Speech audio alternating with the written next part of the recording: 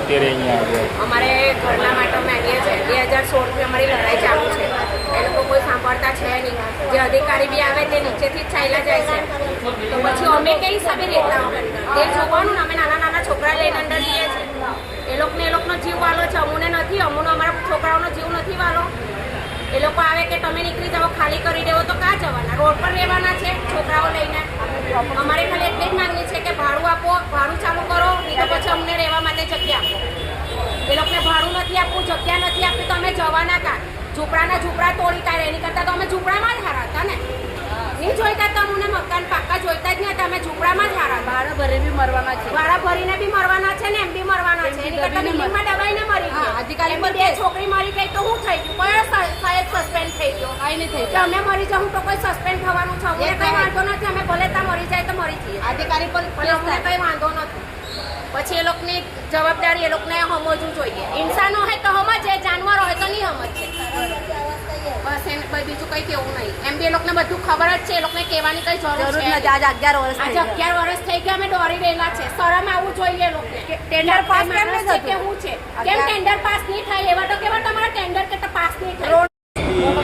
સરસ્વતી આવાસ અને ભીમનગર આવાસ જે વિસ્તાર ખાતે આવેલું છે તે જર્જરિત હાલતમાં અને ખરાબ આવાસ બનાવી દીધેલા હતા. તેમાં એ લોકોને ફરીથી રીડેવલપમેન્ટ કરવાનું જણાવેલું છે અને તે પહેલાં અમને વૈકલ્પિક વ્યવસ્થા આપો. બરાબર, કોઈ પણ જાતની કાં તો ઘર આપો, કાં તો પછી તમે કોઈ ભાડું આપો, પછી ખાલી કરો. બરાબર, ભીમનગર આવાસને અત્યાર સુધી ખાલી નથી કરાવ્યું. એ લોકો મોતના એના પર જીવી રહેલા છે પોતાની જાત પર.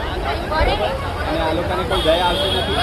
અને કેટલા પત્ર લખ્યો, લગભગ સરસ્વતી આવાસ અને ભીમનગર આવાસમાં મળીને ટોટલ 70-80 જેટલા લેટરો લખ્યા છે. છતાં આ લોકો કોઈ બચત આપતું નથી. અને હવે આ વખતે પાકે પાયે માનવી અમારા સંતોષવા માટે કહીએ છીએ, જ્યાં સુધી અમને વૈકલ્પિક વ્યવસ્થા હવે નહીં આપે ત્યાં સુધી અહીંથી હટવાના નથી. કારણ કે સરસ્વતી આવાસની અંદર ડિમોલેશન કરી નાખ્યું. એ લોકોને વૈકલ્પિક વ્યવસ્થા આપી, તે પણ આવાસ જર્જરિત છે. 2021માં આપેલા અને 2024માં એ લોકોએ નોટિસો ફટકારવા માંડી કે આ પણ ખાલી છે. બરાબર, તો હવે લોકો કાં જાય? તો અમને એ લોકોને બીજી વૈકલ્પિક વ્યવસ્થા આપો, બીજું ઘર આપો અથવા એ આપો. અને આ લોકો કાયમ એ લોકો એમ જ કહે છે કે ભાઈ આવાસ માટે અમારી પાસે જગ્યા નથી. છતાં પણ આ લોકોને જ્યારે પણ કંઈક એવો બનાવ બને ત્યારે આવાસો નીકળી આવે છે. જેવી રીતે સરસ્વતી આવાસમાં કોઈ એક બાળકી મરી ગઈ એટલે તરત જ એ લોકોને વડોદ આવાસ દેખાયું. વડોદ આવાસ પહેલેથી તૈયાર હતું, એ છતાં આપેલું નહીં હતું. અને આવી રીતે